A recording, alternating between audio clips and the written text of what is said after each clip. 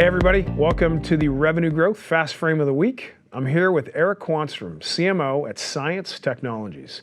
Science Technologies is a people as a service company. They serve marketing and sales departments. And what they do is they test and experiment with their clients to find the perfect demand generation formula that produces for their sales teams long developing relationships that drive value. So Eric, great to see you.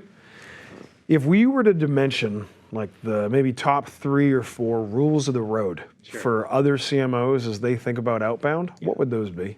Well, I think number 1 is really know your ROI, right? So I would make the case that outbound is the cleanest, most effective, easiest to attribute go-to-market activity that you might engage in. Yep.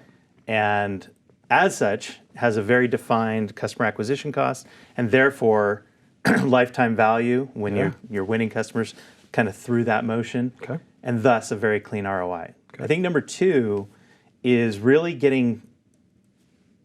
investing the time up front to identify your target market in ways that are more than superficial.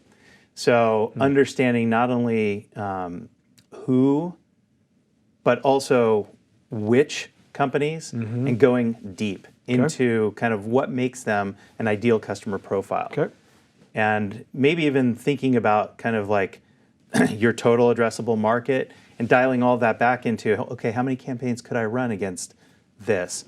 And what does that look like from a planning and even budgetary perspective? And then I think number 3, and this is really big and very part of our brand, but how can I test and experiment constantly? How can I build that into my process with any outbound motion that I'm making?